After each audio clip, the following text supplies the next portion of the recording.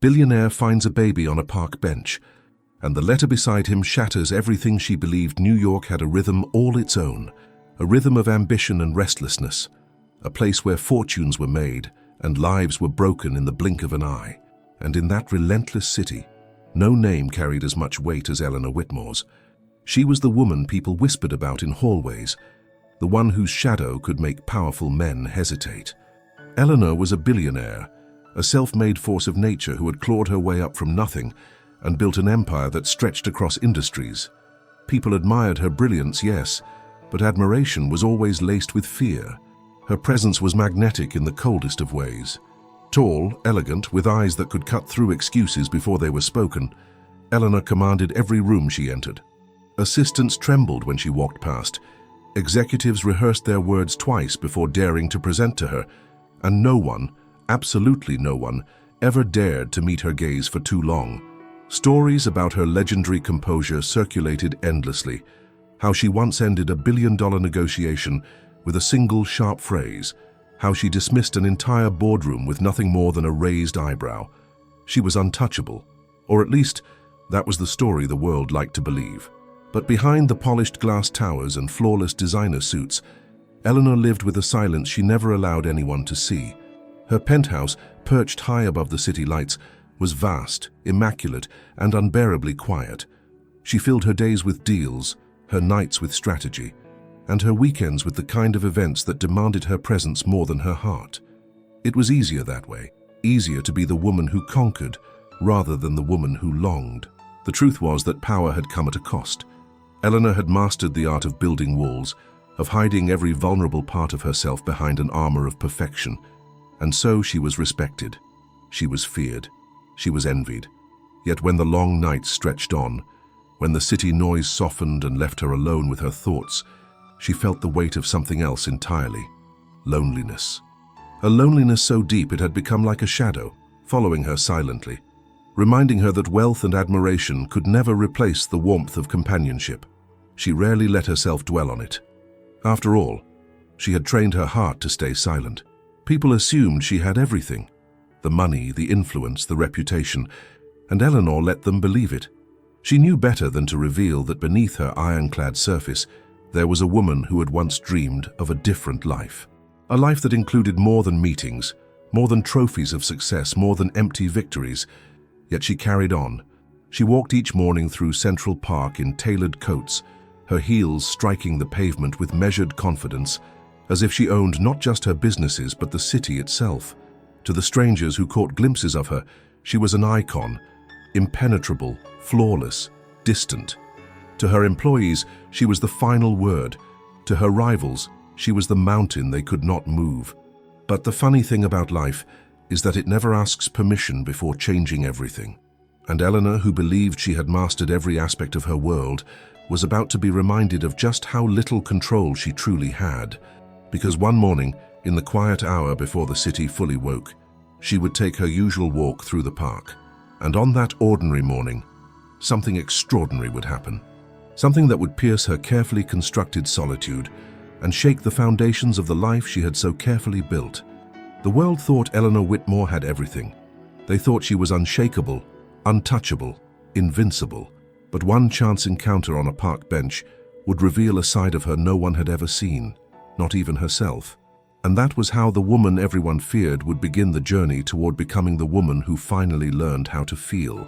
The morning had barely stretched its fingers across the skyline when Eleanor stepped out of her building, her long black coat brushing against the pavement as she walked. For years she had kept to this ritual, a walk through Central Park before the demands of her empire consumed the day. It was her one indulgence, though she never would have admitted that to anyone.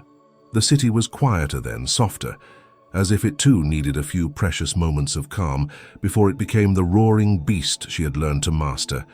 Her heels tapped steadily, each step measured, her pace brisk but graceful. She didn't need to hurry, of course. Eleanor never hurried.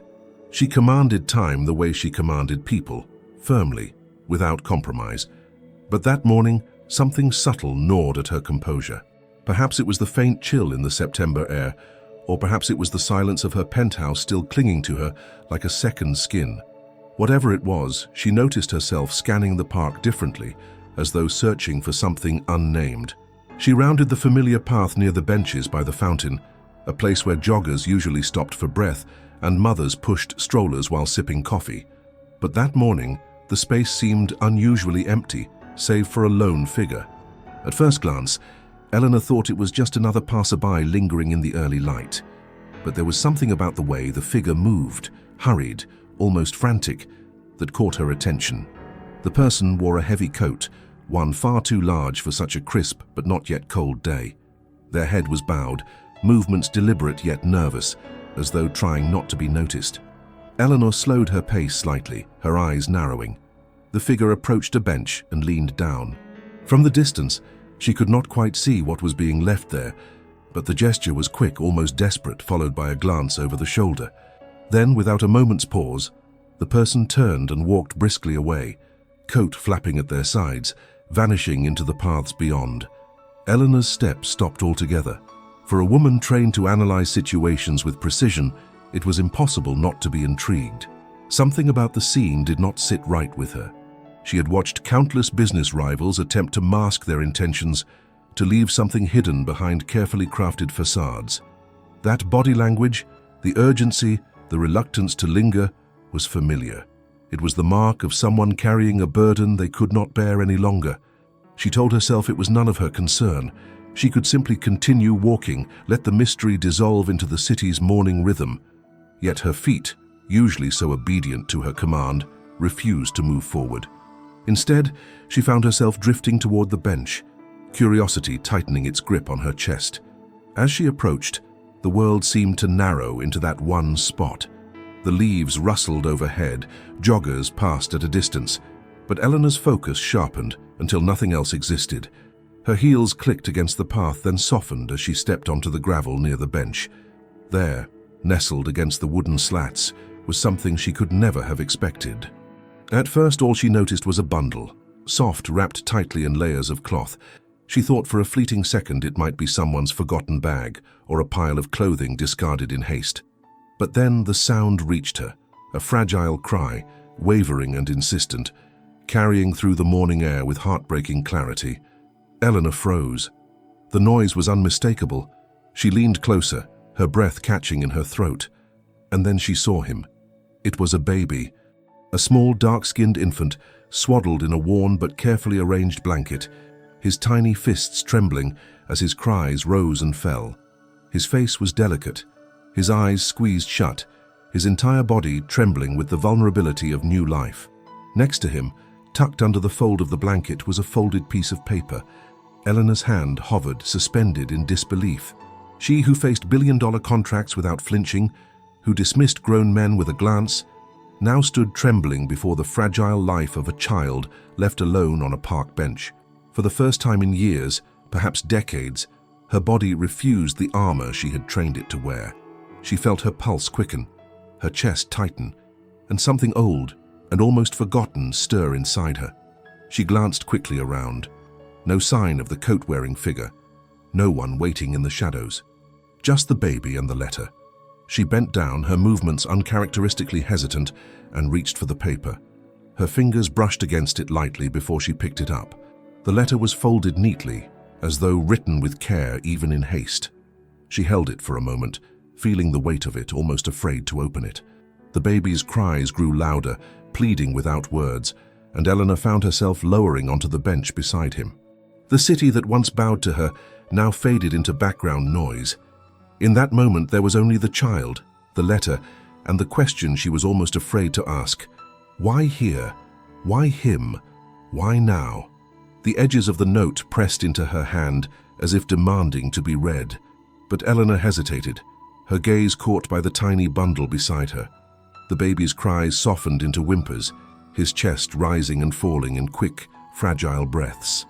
She had faced boardrooms filled with hostility, but nothing had ever made her feel so unprepared, so utterly human. It struck her, sitting there in the cool morning air, that this scene was impossible. Eleanor Whitmore did not stumble into mysteries. She was not the sort of woman whose life could be rewritten by coincidence. And yet here she was, staring at a child abandoned on a park bench with a letter that seemed to call out to her trembling hands. The world would have said she had everything: wealth, power, influence. But as she sat in front of that fragile life, Eleanor felt an undeniable truth settling deep inside her chest. Something had shifted, something no empire could ever undo. The bundle, the cry, the letter. This was no accident. Somehow, impossibly, it was meant for her.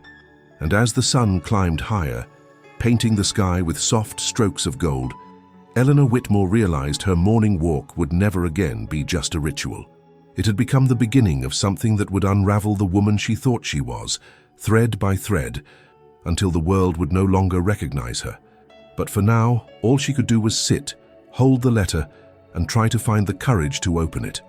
The paper trembled in Eleanor's hand, though she would never have admitted her fingers were shaking. For years she had held contracts worth billions, speeches before audiences of thousands, and the heavy responsibility of an empire that stretched across the globe. Yet never had a single sheet of folded paper carried such impossible weight.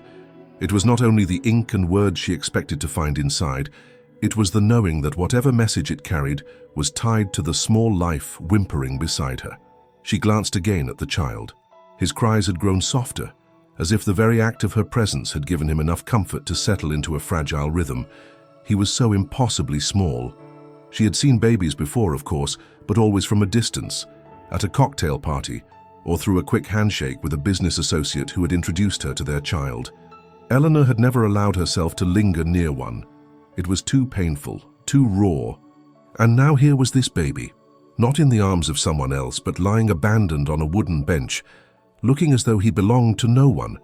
And yet, for reasons she could not explain, his existence already clung to her heart with alarming force.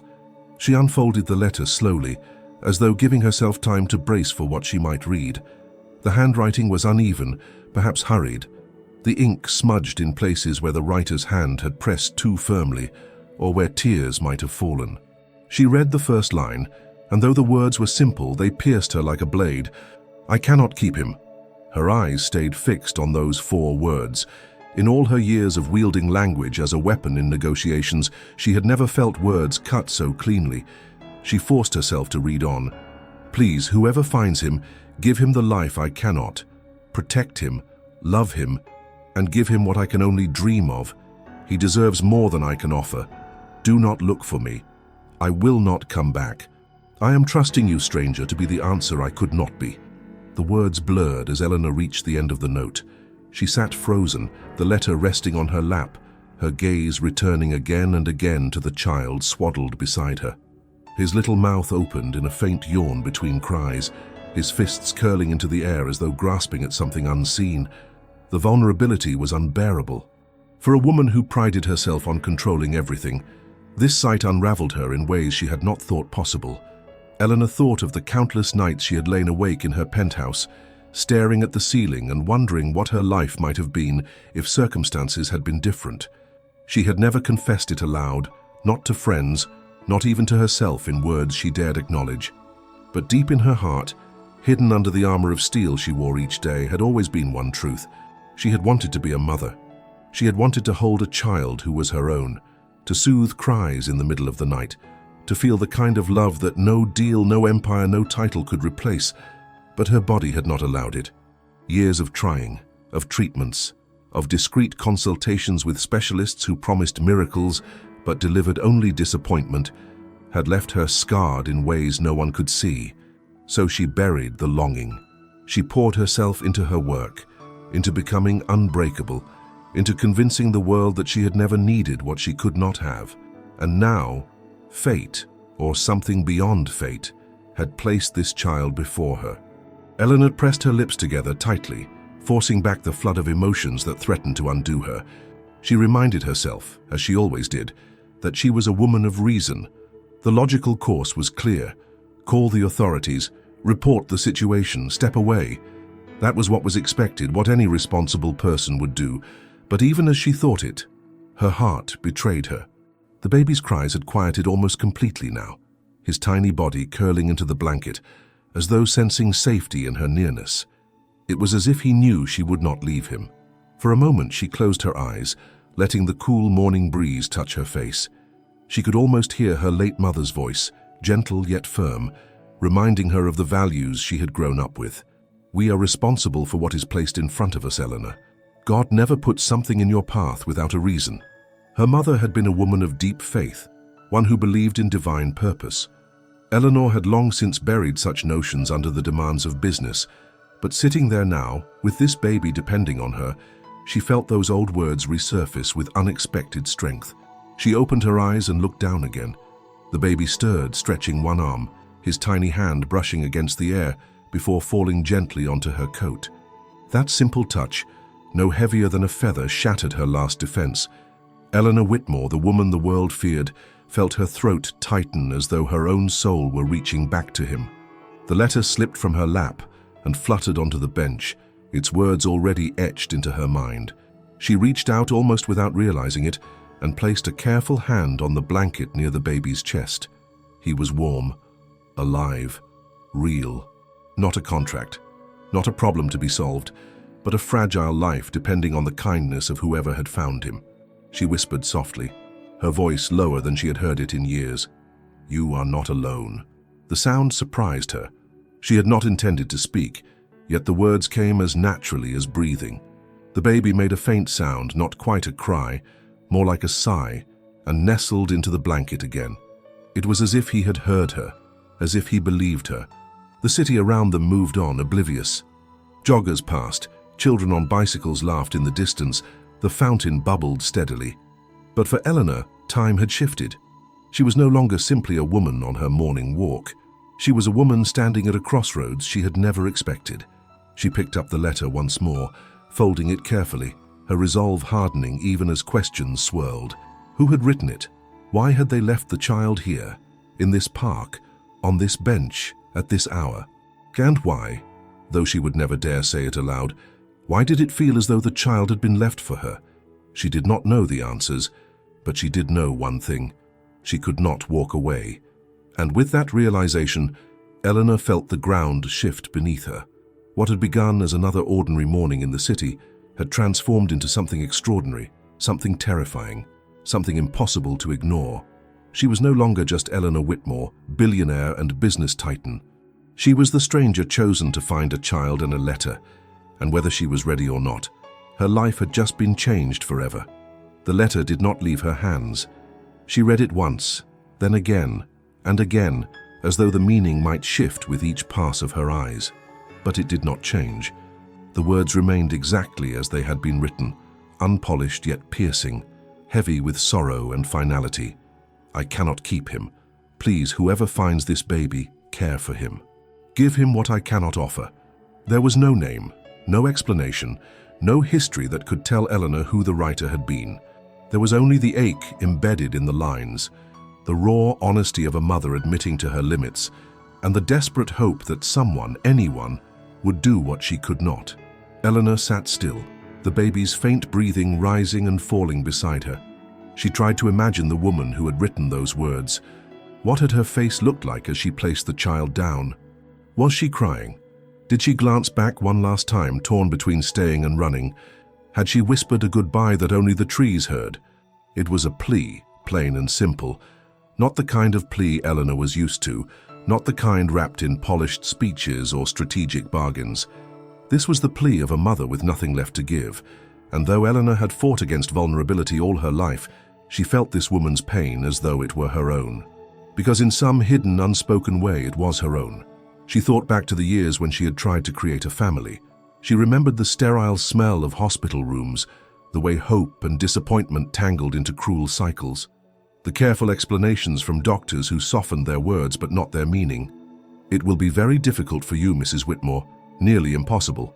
She had left those appointments with her back straight and her expression cold, but inside she had been undone. She had wanted to believe she could conquer nature the way she had conquered business, but the truth had been undeniable. No amount of money, no influence, no power could rewrite the limits of her body. She remembered one night in particular, long ago, when she had sat alone in her vast penthouse with a glass of wine untouched at her side. The city lights twinkled through the windows like mocking stars, and she had whispered to herself a truth she never spoke again. I just wanted to be a mother." Her voice had cracked, foreign to her own ears, and then she had silenced it, burying the words under layers of ambition and determination. And now, on a quiet morning in Central Park, a stranger's letter was echoing that very same longing. She looked at the baby again. His face was so serene now, as though exhausted by his own cries.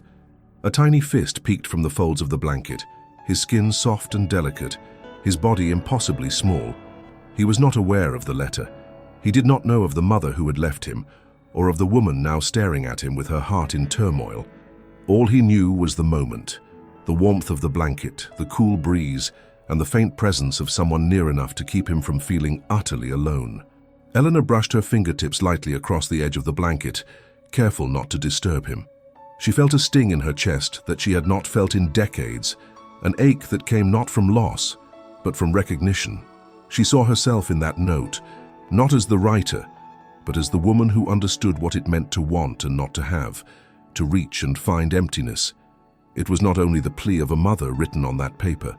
It was the echo of Eleanor's own silent prayers, ones she had abandoned long ago. She lifted her gaze to the trees overhead, their branches swaying gently. The morning had grown brighter, the park filling with more passers-by, but it still felt to Eleanor that she and the child existed in a space apart. She whispered, though she was not sure to whom, "Why me? Why here? Why now?" She thought of her late mother again, and how she used to say that blessings often arrive disguised as burdens. Eleanor had dismissed such sayings in the past, labeling them as comforting illusions. But this baby, this letter, did not feel like illusion. It felt like a question, a test, perhaps even a calling. The plea was not directed at her by name. And yet, as she sat there, Eleanor could not escape the feeling that the responsibility had been placed squarely on her shoulders. The baby was not asking for wealth or empires. He did not care about skyscrapers or portfolios. He needed only one thing, someone to love him. For a woman who had once longed desperately for that role, the realization hit her with both pain and promise. She read the letter again, slowly, allowing each word to settle deeper into her spirit. "Give him the life I cannot." The mother had released him into the arms of fate, trusting that whoever found him would do what she could not. Eleanor imagined that moment, the trembling hands placing the child down, the heart shattering with every step away. She could almost feel that woman's desperation, her grief, her impossible choice. And then she thought of herself, of the fortress she had built around her life, the cold perfection she had demanded of herself, the lonely victories that had filled her days. Perhaps it was not coincidence that she had been the one to pass by this bench at that very moment. Perhaps she had been chosen in a way she could not yet comprehend. The letter slipped from her hand onto her lap, and she pressed a hand to her chest, surprised by the heaviness of her own heartbeat. She was not a woman easily shaken, but this plea had reached places inside her that she had believed dead long ago. It was as though the words had broken through the final wall around her heart, exposing the tender truth beneath. She whispered again, but this time not to the trees, not to fate, not even to the child. She whispered to herself, "You dreamed of this once. Do not turn away now." The plea of a mother had become something more. It was now a mirror held up to Eleanor Whitmore, showing her who she was, who she had been, and who she might yet become. She did not yet know what decision she would make, but she knew with certainty that she could not go back to the woman she had been before sitting on this bench. The letter, the child, the plea, it had already changed her. And though the world still believed Eleanor Whitmore was unshakable, she knew that her heart had been pierced in a way no empire could repair. The letter had slipped into her handbag, folded carefully, but its words did not leave her. They echoed, haunting her with every step she took, as though they had been written not only for the child, but also for her. By the time she returned to her penthouse, the silence of her vast home felt heavier than ever before.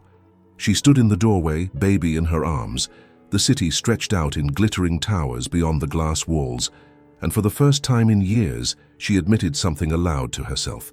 Her heart was not as unbreakable as the world believed.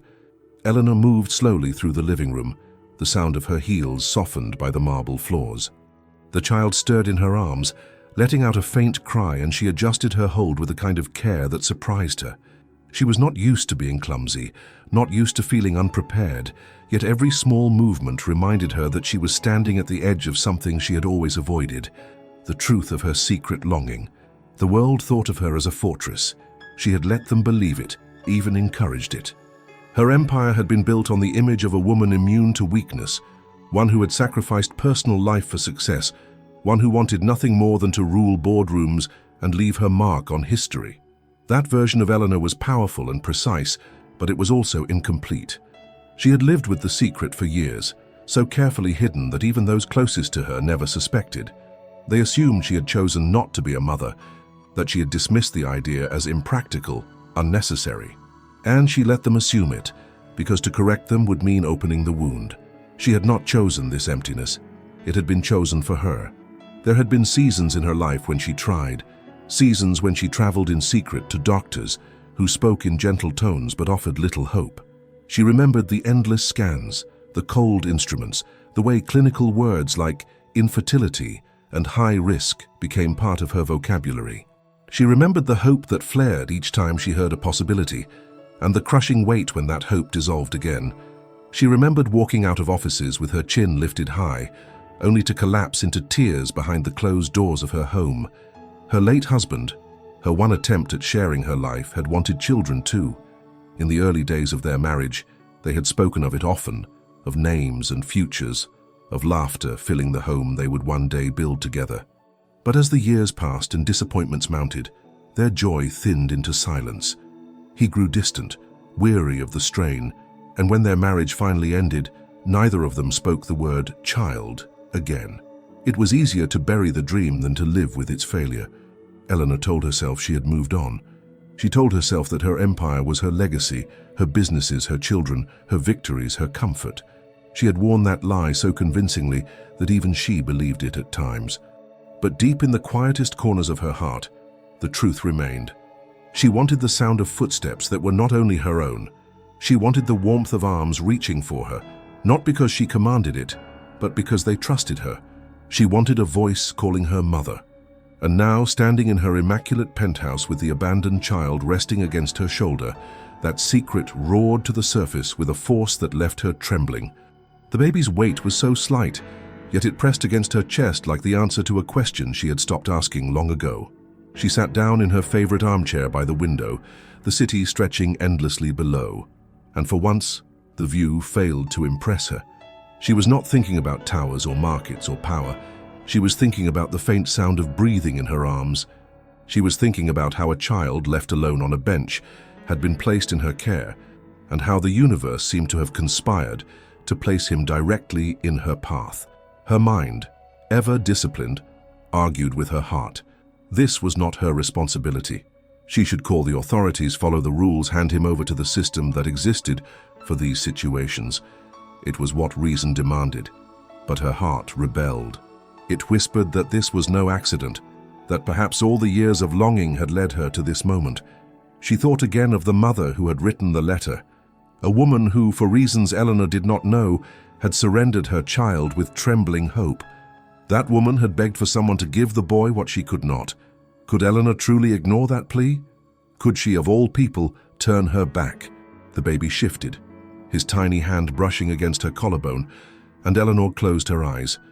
It was such a small gesture, but it carried the weight of something far larger. For so long, she had built her life on control. Every deal, every decision, every calculated risk had been made with certainty. But nothing about this moment could be measured or planned. It was chaos. It was uncharted territory, and it was exactly what her soul had been starving for. She whispered into the quiet, her voice breaking slightly. "I wanted you, I always wanted you." The words startled her, because she had never spoken them aloud before, not even to herself. They carried with them years of silence, years of buried grief. As she rocked gently, the baby began to settle again, his breathing evening into a rhythm that matched her own. It was as if he understood, as if he knew that her secret had finally been spoken. Eleanor's gaze fell once more to the folded letter on the table. It was more than a plea from another woman. It was a mirror reflecting her own hidden truth. And though she did not yet know what decision she would make, one thing was certain. She could no longer live as though she were untouched by this longing. The secret she had carried for so long was no longer hidden. It was alive, breathing, and sleeping in her arms. And as the city roared outside her windows, Eleanor Whitmore, billionaire business titan, the woman the world feared, sat in silence, her heart broken open, realizing that for the first time in decades, she felt less alone. The child slept soundly, curled against her chest as Eleanor remained seated by the wide glass windows overlooking the city. She had never noticed how noisy New York truly was until now. The horns, the rumble of subways, the faint echo of voices rising from the streets, all of it had always been part of her empire's symphony. But with the baby in her arms, each sound seemed too sharp, too harsh, as though the world outside could not be trusted to touch him. She tightened her hold almost protectively before realizing what she was doing.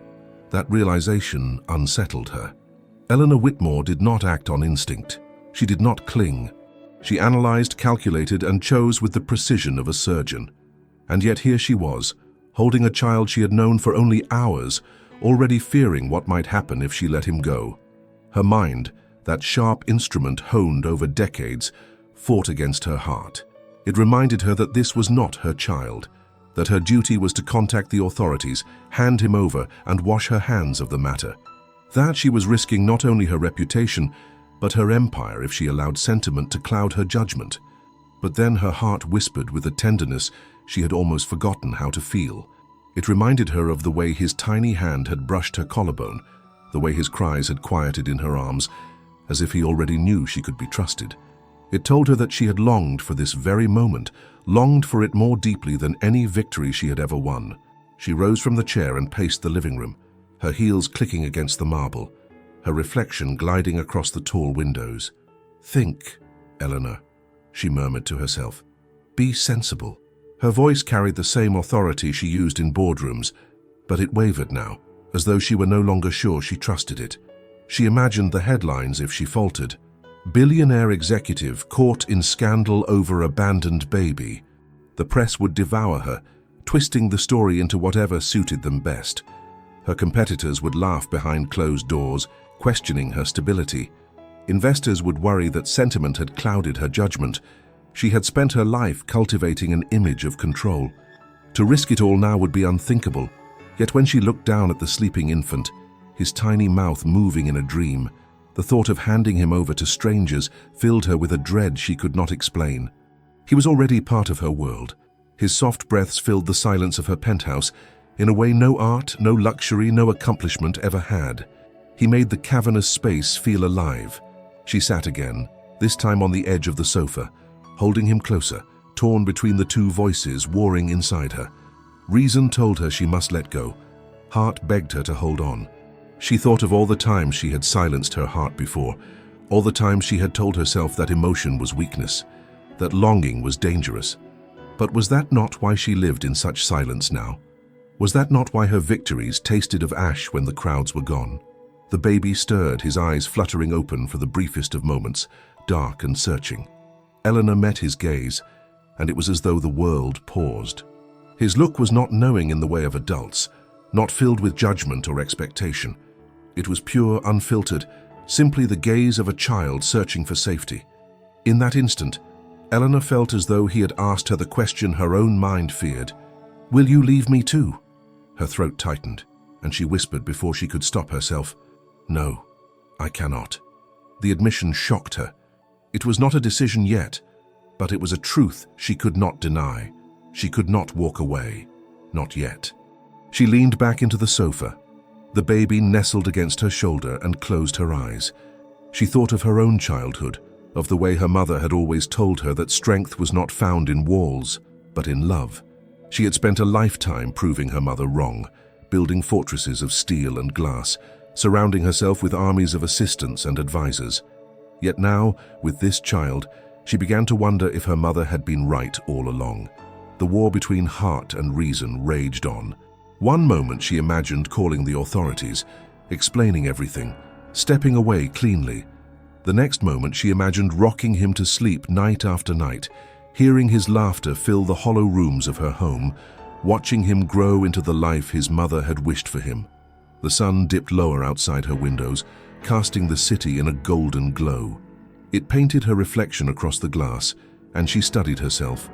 Eleanor Whitmore, billionaire, untouchable, feared by many.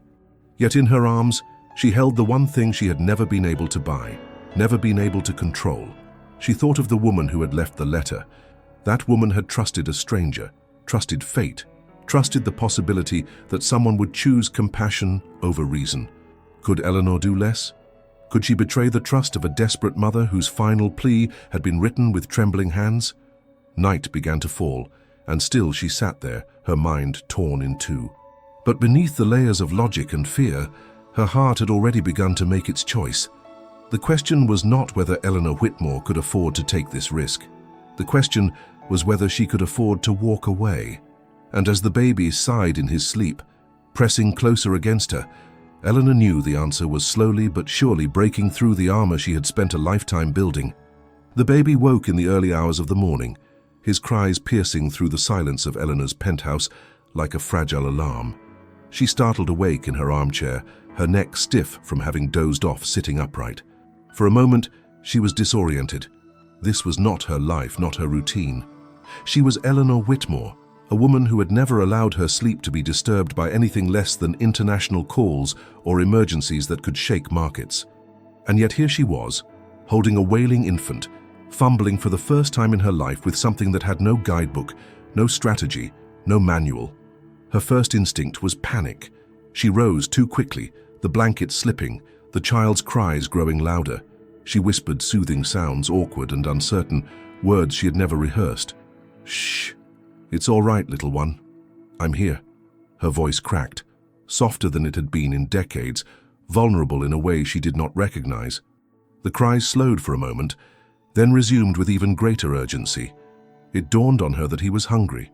She had no bottles, no formula, no knowledge of what brand or type a child so small might need. For the first time in her adult life, Eleanor Whitmore felt completely unprepared. In her world, problems were solved with teams of advisors, with research, with swift execution. But here, there was no assistant to delegate to, no executive to lean on. There was only her. She slipped into her coat, bundled the baby carefully against her, and descended to the private garage where her driver waited, half asleep in the car. His eyes widened when he saw her, the usually composed Eleanor with a crying infant in her arms. He wisely asked no questions, as she instructed him to drive to the nearest 24-hour pharmacy. Inside the store, Eleanor felt utterly out of place. She wandered down aisles filled with brightly colored packages, shelves lined with baby supplies she did not understand. A young clerk approached, her eyes wide at the sight of the billionaire everyone recognized from newspapers and television, now holding a child as though the world had shifted on its axis. Eleanor, who had never asked for help in her life, heard herself say quietly, "I need formula, bottles, diapers, everything." The girl guided her gently, asking the baby's age, suggesting products. Eleanor admitted she did not know his exact age, perhaps only a few weeks old. The clerk filled a basket with items, speaking kindly, not with awe or fear, but with the instinctive compassion of someone who recognized a woman stepping into unfamiliar territory. Eleanor almost thanked her twice, something she had not done in years. Back at the penthouse, she attempted her first bottle. Her hands, which could sign documents worth millions without hesitation, trembled as she measured formula and water, following the directions on the label like a student desperate not to fail. She burned her fingers, testing the temperature, adjusted it, and finally placed the bottle against the baby's searching lips. The moment he latched, his cries ceased, replaced by soft sucking sounds that filled the room with an unfamiliar peace. Eleanor stared down at him, her breath caught in her chest. She had never thought such a simple act could feel like triumph. The baby drank greedily, his tiny hand clutching the air until it found her finger. He held it with surprising strength, refusing to let go, and Eleanor felt tears prick her eyes. She fed him, burped him awkwardly, and then faced the next challenge, the diaper. For a woman whose days were filled with flawless presentations and flawless attire, the mess startled her. She fumbled with the tabs, nearly put it on backward, laughed bitterly at herself, then finally managed. She muttered, "If only my board of directors could see me now." The thought, instead of filling her with embarrassment, filled her with something almost like joy. When the baby finally drifted back to sleep, Eleanor laid him carefully in a small space she had prepared with pillows and blankets. She stood back, watching his tiny chest rise and fall, the sound of his breathing filling the silence that had once seemed unbearable. For the first time in years, her penthouse did not feel empty. It felt alive. Morning came, and with it, the routine Eleanor had always followed.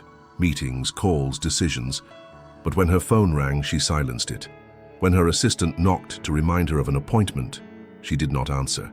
Instead, she sat on the floor beside the child, tracing circles with her finger above his tiny hand, marveling at the way he followed the movement with his eyes. She was supposed to be a fortress, yet here she was, reduced to awe by a baby's gaze. She thought about what the newspapers would say if they could see her now. They would call it a weakness. They would say she was distracted, perhaps even unstable. But sitting there, Eleanor felt something far greater than weakness. She felt human in a way she had not in decades. That evening, when the child cried again, she did not panic. She prepared the bottle with steadier hands. She rocked him in her arms, humming a tune she barely remembered from her own childhood. Her mother had sung it to her long ago, a lullaby about stars and safety. Eleanor had forgotten the words, but the melody returned, fragile yet certain. The baby quieted, his eyes drooping, his body relaxing into hers. And as he slept, Eleanor whispered into the dark, "It is not you who needs me. It is I who need you." The truth stunned her, but it was undeniable. This child, left to fate, had awakened something in her she thought was long dead. She needed his presence more than he needed her wealth, her name, her protection. For the first time in her life, Eleanor Whitmore, the woman feared and admired, the billionaire who had conquered everything, realized she had finally discovered something worth surrendering to, and she was not ready to let it go. The peace Eleanor had found in her penthouse did not last long. For a brief, precious span of days, she had managed to create a small world that belonged only to her and the child. Mornings were no longer about schedules and reports, but about warm bottles and tiny hands reaching toward her. Nights were not filled with lonely reflections over city lights, but with soft cries, lullabies, and the kind of exhaustion that felt more alive than any sleepless night spent working on a deal. But nothing in Eleanor's life could remain private for long. She was too well known, too visible, her name too valuable a currency in the ruthless marketplace of gossip and news. It started with a photograph. A passerby in Central Park had snapped the image without her noticing, catching Eleanor Whitmore, always immaculate, always untouchable, cradling a baby on a bench. The photo spread quickly online, and within hours, speculation filled every corner of the media. By the next day, reporters camped outside her building, their voices sharp and relentless, each one desperate to be the first to uncover the truth. Why was Eleanor Whitmore seen with a baby? They asked. Whose child was it? Was she hiding a scandal? Had she secretly given birth? The questions grew uglier with time. Rival business leaders, sensing an opportunity, began whispering that perhaps she had lost her edge. "A woman like her doesn't have the heart for children," one competitor said in an interview, his smile smug, his words carefully chosen to slice. Another columnist wrote, "Whitmore thrives on control. Babies don't follow schedules. This will destroy her." The pressure built quickly, and Eleanor felt the weight of the world trying to crush the fragile cocoon she had built around the child. Her assistants begged her to release a statement, to clarify, to shape the narrative before it spiraled further out of control. Investors were calling, concerned that her sudden disappearance from meetings meant weakness. Lawyers cautioned her that harboring an abandoned baby could entangle her in endless legal battles. For the first time in years, Eleanor felt truly exposed. It was one thing to face criticism for business decisions. She had weathered those storms with ease. But this was different. They were not mocking her strategies or questioning her leadership. They were mocking her heart, the one part of herself she had never allowed the world to see. Late one night, after rocking the baby to sleep, she sat alone in her study, the glow of her desk lamp casting shadows across the room. She unfolded the letter again, the mother's words etched deeply into her mind. "Please, whoever finds him, care for him. Give him what I cannot." She traced the lines with her fingers, as if the ink itself could offer her strength. The attacks outside her walls grew louder each day, yet inside her conviction grew stronger. Every smile the baby gave her, every sigh as he fell asleep in her arms, was proof that what they said did not matter. For once, she was not driven by profit or reputation, but by something pure, something far greater than the fleeting approval of the world. Still, doubt gnawed at her. Could she withstand the storm? Could she, a woman so used to wielding control, truly fight against the chaos that the press had unleashed? She imagined the headlines if she pursued custody. They would paint her as desperate, unfit, or worse, manipulative. The thought made her chest tighten, but then she remembered the way the baby's hand had clutched hers in the quiet of the night.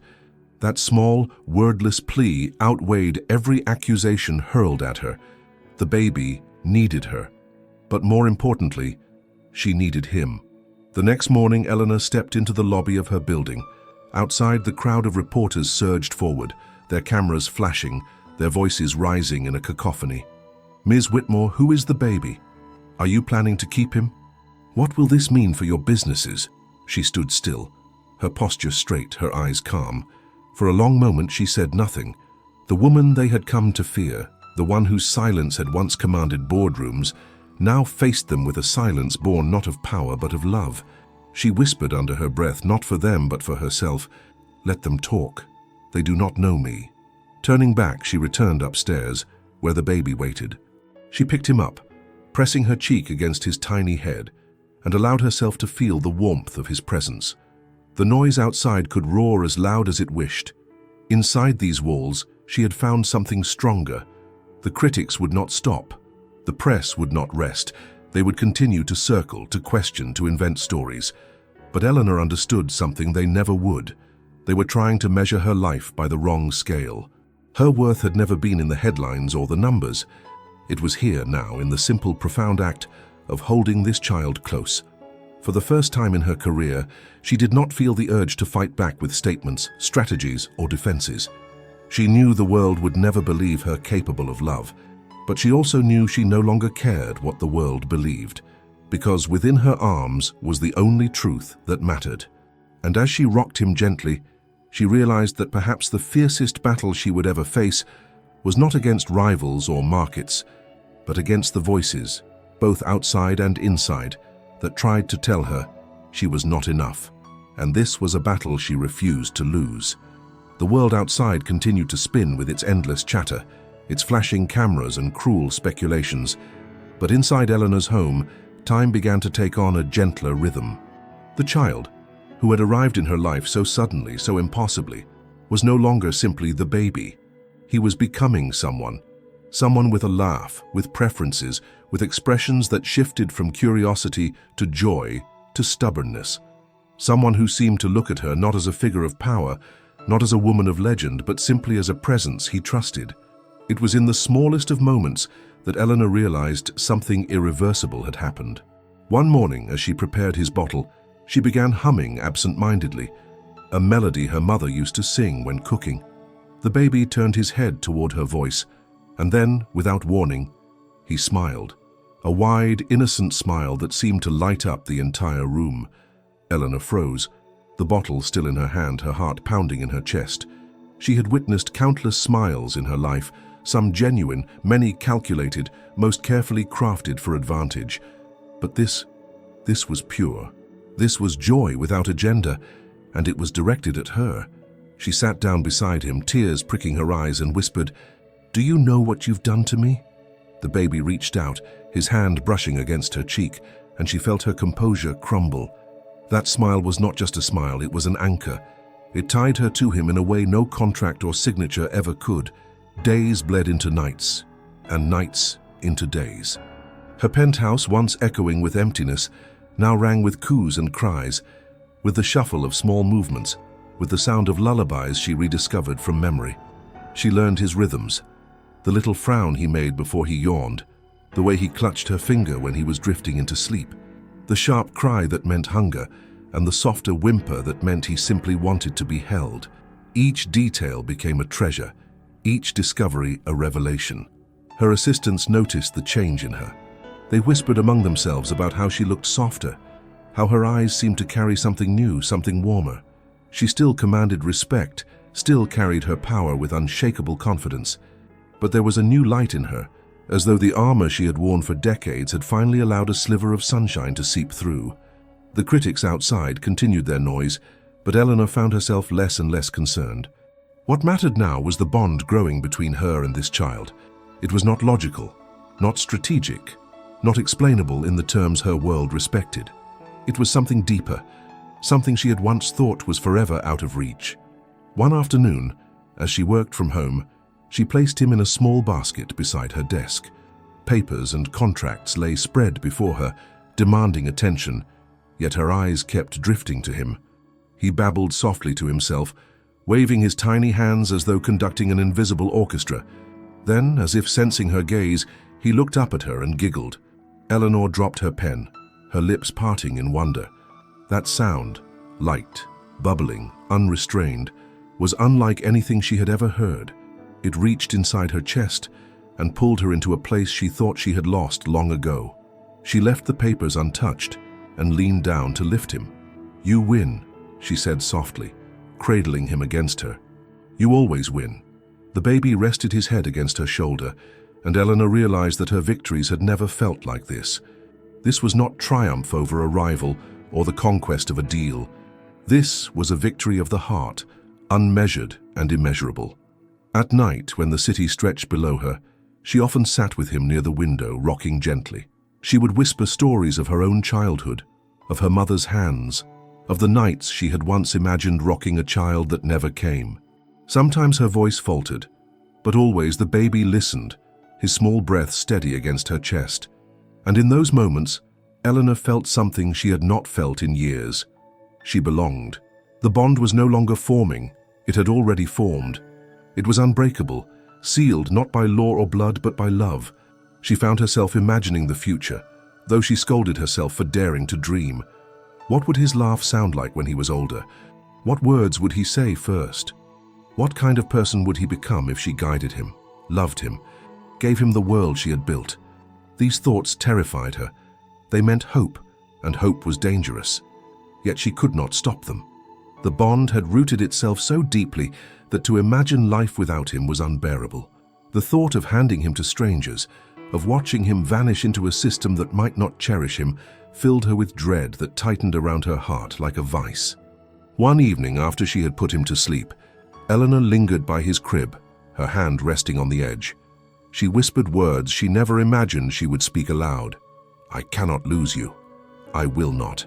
Her voice was firm, not a plea, but a vow. She realized then that she had crossed a threshold from which there was no return. The woman who once lived in solitude, who believed she needed nothing beyond her empire, had been undone by the touch of a tiny hand and the sound of a giggle. And in that undoing, she had discovered a strength greater than any power she had ever wielded. The bond was not only unbreakable, it was transformative. And though the world outside saw only a scandal, a distraction, or a weakness, Eleanor Whitmore knew the truth. For the first time in her life, she was no longer defined by fear or power or ambition. She was defined by love, and she would fight to keep it. The bond had been sealed long before Eleanor admitted it to herself. Every smile, every cry, every quiet sigh as the baby nestled into her arms had woven threads around her heart until she could no longer imagine a life without him. But life outside her penthouse did not share her tenderness. The world demanded clarity, demanded answers, demanded action, and soon the polite silence of waiting authorities turned into firm insistence. One afternoon, 2 representatives from the city's child welfare department arrived at her door. They spoke respectfully. Everyone always did to Eleanor Whitmore, but their words carried the sharp edge of inevitability. "Ms. Whitmore," one of them began, "we appreciate your immediate care for the child, but this situation must be resolved. He must either be placed in the system for adoption, or you must begin the legal process to claim guardianship." Eleanor listened with her usual poise, her arms crossed as though she were hearing the terms of a deal. Yet inside her chest tightened with panic. The very thought of this child, her child though not yet by law, being handed to strangers, made her throat close. She imagined him in a sterile building, cradled by people who might not care, who might not understand the note left by his mother, who might see him as one of many rather than as a miracle. The vision was unbearable. She thanked the officials, dismissed them with elegance, and shut the door. Then she walked into the nursery she had hastily created, where the baby lay in a crib filled with new blankets and toys. She leaned against the frame and whispered, "They want to take you away from me. They do not understand. But I do." For the first time in years, Eleanor felt fear.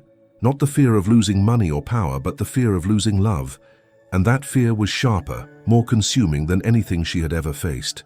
She spent that night pacing her study, the city glittering outside her windows. Papers were spread across her desk, legal forms, statements, recommendations from advisors who urged her to think carefully before entangling herself in such a personal battle. Some suggested quiet surrender. Let the boy go, Eleanor. Protect your reputation. Others offered strategies to adopt discreetly, to bend the rules in her favor. Yet none of their voices mattered. The only voice that mattered was the soft coo of the baby sleeping down the hall. Eleanor thought of the letter again, its ink now worn at the folds where she had read it countless times. "Please, whoever finds him, give him the life I cannot." She could not ignore that plea. It had been entrusted to her. And more than that, she could not ignore her own heart. But this was not a matter of desire alone. It was war. To keep the child, she would have to step into a fight unlike any she had faced. There would be hearings, investigations, character assessments. The world would scrutinize her not as a businesswoman, but as a human being. And that frightened her, because to be judged for her strategies was one thing. To be judged for her heart was another. Yet as dawn broke, painting the sky in pale gold, Eleanor knew her decision was already made. She would not surrender. She would fight, not for contracts or empires, but for the right to be this child's mother. The first step was declaring her intent. She called her lawyer, a man who had handled her toughest negotiations. When he arrived, she surprised him not with her usual stern commands, but with quiet vulnerability. "I want to adopt him," she said, formally, permanently. "He is mine." The lawyer hesitated, then nodded slowly. "This will not be simple. They will question your motives. They will dig into your life. They will try to prove you unfit." Eleanor's eyes narrowed, but her voice was steady. "Let them try." The process began quickly. Papers were filed, hearings scheduled, investigations launched. And as she stepped into this battle, Eleanor realized how different it was from anything she had ever faced. In the boardroom, she wielded numbers and strategies. Here she wielded something far more fragile, her truth. The press, of course, devoured the story. Billionaire seeks to keep abandoned baby. Some outlets mocked her openly. Others speculated endlessly about her past, her failed marriage, her lack of prior children. Headlines screamed that she was unfit, that she was using the child to soften her image, that it was all a publicity stunt. Eleanor read none of them. She spent her nights instead feeding, rocking, and singing to the boy who had already become her son in every way but law. Still, the weight of the fight bore down on her. There were nights she stood at the crib, her hand resting on the edge, whispering promises she wasn't sure she could keep. "I will not let them take you, no matter what it costs me." One evening, after a particularly brutal meeting with her lawyers, she sat in silence holding him. He looked up at her, his eyes wide and unknowing, and then he smiled. That smile, the same one that had first unraveled her, melted the exhaustion from her body. She pressed her forehead against his and whispered, "You are worth every battle." The great decision had been made. Eleanor Whitmore, the woman who had conquered empires, would now fight the greatest fight of her life. Not for power, not for money, but for love. And for the first time, she was ready to risk everything. The courtroom was colder than Eleanor expected, not in temperature, but in atmosphere. She had entered countless courtrooms in her life, but always for matters of business. Corporate disputes, contracts, negotiations. Those rooms had been extensions of her empire, places where her sharp mind and strategic brilliance had always guaranteed victory. But this room was different. It was not about numbers or power. It was about something rawer, more fragile. It was about love. And for the first time, Eleanor knew that her usual weapons would not be enough. The walls were lined with observers, journalists scribbling notes, rivals waiting to see her stumble. At the front sat the judge, stern but not unkind, a man who had seen too many broken families and too many children passed like parcels through the system. On the opposite side of the room sat the child welfare representatives, their folders thick with assessments, reports, and doubts. And there was Eleanor, sitting tall in her dark suit, the baby she now called her son resting with a caretaker just outside the doors. The proceedings began with formalities, with officials presenting their concerns. They questioned her motives. Why would a billionaire with no history of parenthood suddenly seek to adopt a child she found in a park? They questioned her capacity.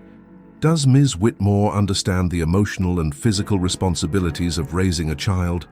They even questioned her character, citing her reputation as cold, calculating, ruthless in business. Is this truly the environment in which a child should grow? Each statement cut her like a blade, though she kept her expression calm. She had spent decades hearing insults cloaked as analysis, attacks disguised as questions, but this was different. These were not attacks on her strategies, these were attacks on her heart. For a moment, fear threatened to overwhelm her. What if they succeeded? What if they painted her as incapable? What if they took him from her? Her lawyers defended her, citing her resources, her stability, her ability to provide. But Eleanor could feel it. Resources alone were not enough. Money could not prove love. Wealth could not buy the right to be a mother. And so when her chance to speak came, she rose slowly, her voice steady, but her heart pounding. "Your Honor," she began, her tone softer than anyone in that room had ever heard from her. "You know my name, you know my reputation, you know what the world says about me. They call me ruthless, they call me cold, they call me untouchable. And perhaps in business those things have been true.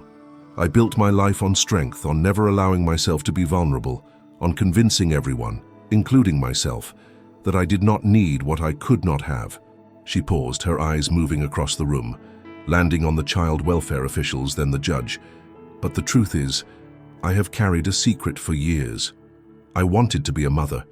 I wanted it with a depth I cannot describe.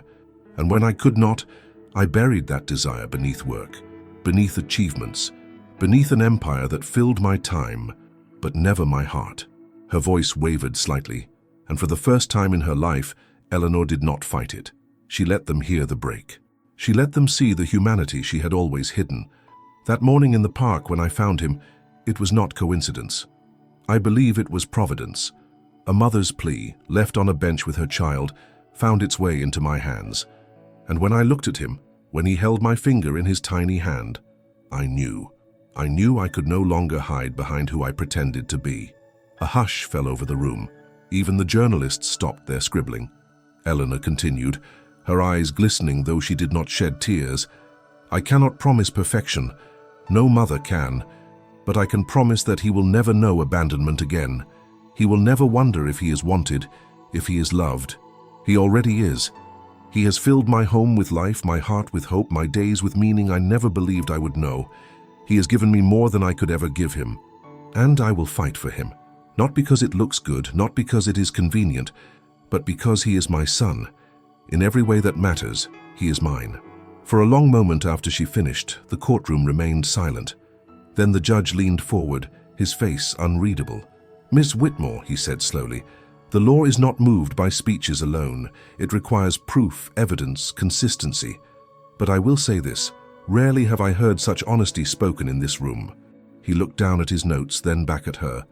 "We will continue with the necessary procedures, but know this, the court will weigh not only your wealth, but your sincerity. And today, you have shown sincerity." Eleanor sat back down, her body trembling, her hands clasped tightly in her lap. She had faced countless battles, but never had she felt so vulnerable, so stripped of armor. And yet, in that vulnerability, she felt a strange strength. She had not spoken as a billionaire or as a businesswoman, or as the woman the world feared. She had spoken as a mother. Outside, when the hearing ended, reporters swarmed her again, shouting questions, cameras flashing. For once, Eleanor did not rush past them. She stopped, lifted her chin, and spoke clearly. "Write what you will, say what you will, but understand this. That child is not a scandal, not a distraction, not a story. He is my son, and I will not give him up." Her words were broadcast across every channel, printed in every paper, dissected by critics and defended by supporters. Some mocked her vulnerability, but many, especially mothers, heard something familiar in her voice.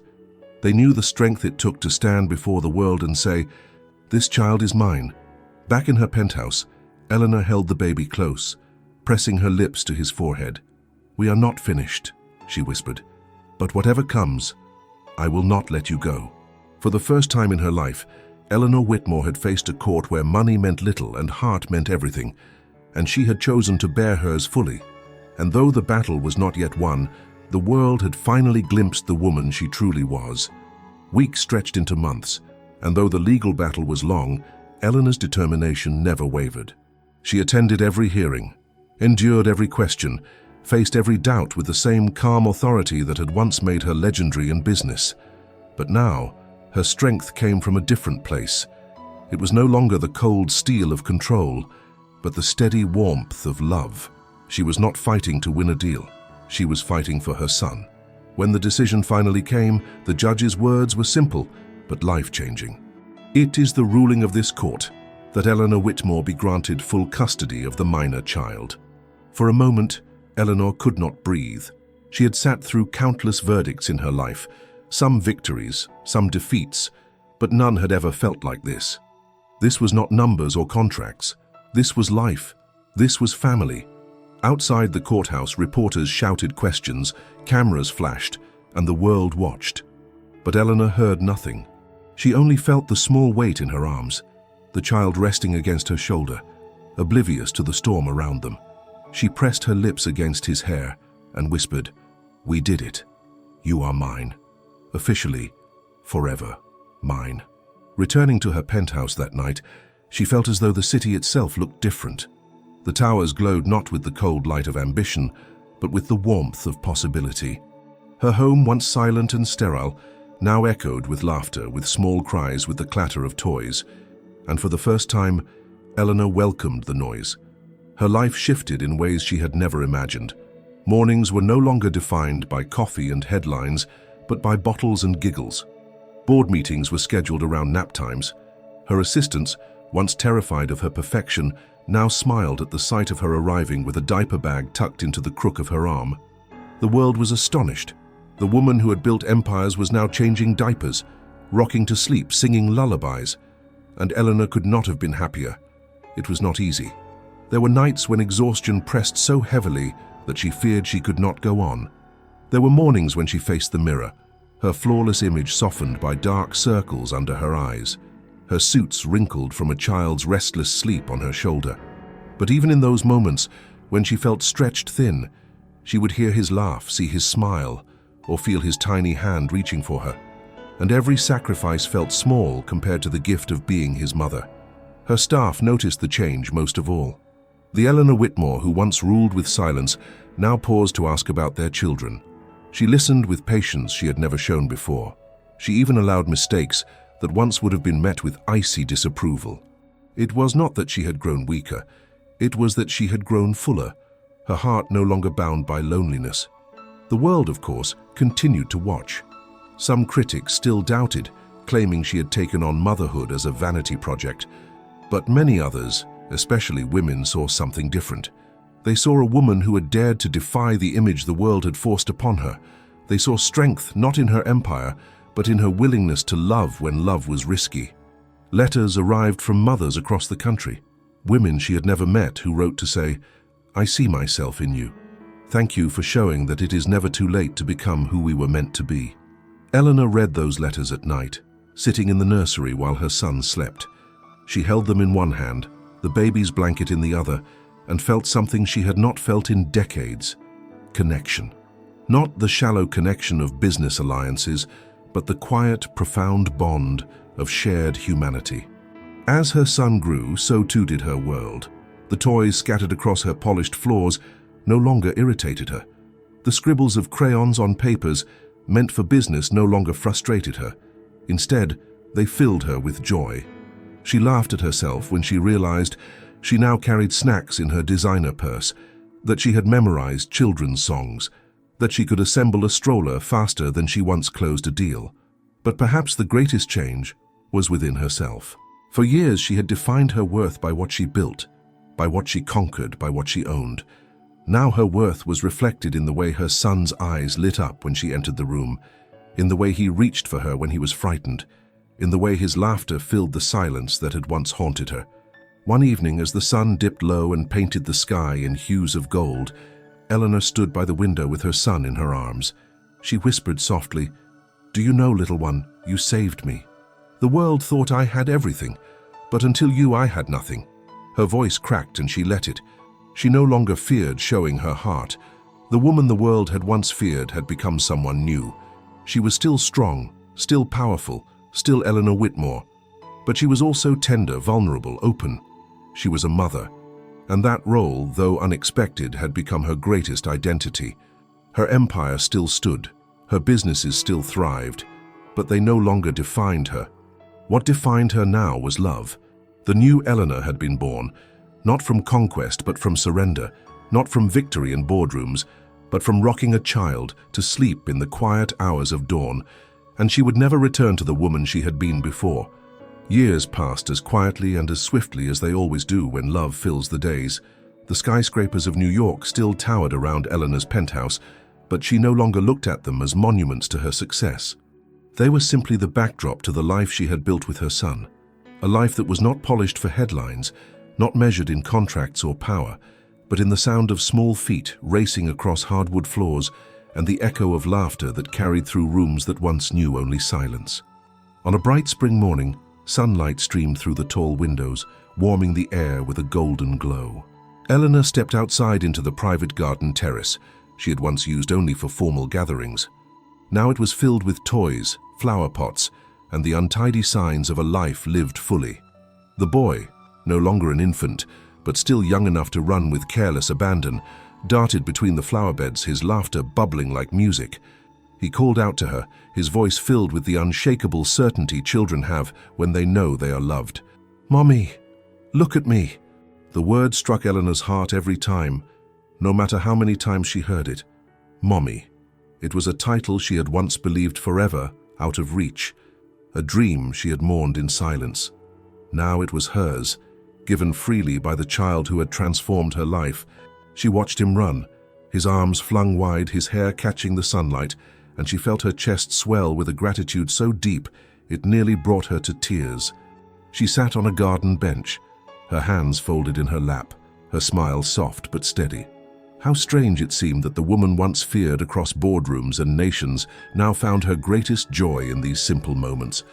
Watching her son laugh, hearing him call her name, knowing that at the end of the day he would curl into her arms and fall asleep with complete trust. The boy stumbled slightly, then righted himself, looking back at her with a grin. "I'm fast, Mummy," he declared.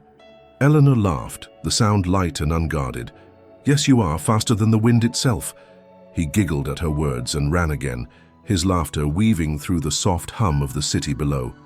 As she watched him, her thoughts drifted back to that morning in the park. The bench, the letter, the tiny cries that had pierced her armor. She remembered the trembling weight of the decision she had faced, the fear that nearly kept her from stepping into this life. And she remembered the words she had whispered then, words she still whispered sometimes in the quiet of night. "You are not alone." Now, as she looked at him, she realized the truth had grown even deeper. Neither of them was alone. They had found each other, two souls meant to fill the spaces the world had left empty. She had given him stability, security, and love. But he had given her something far greater, the chance to discover her own humanity, the chance to become more than the fortress she once was.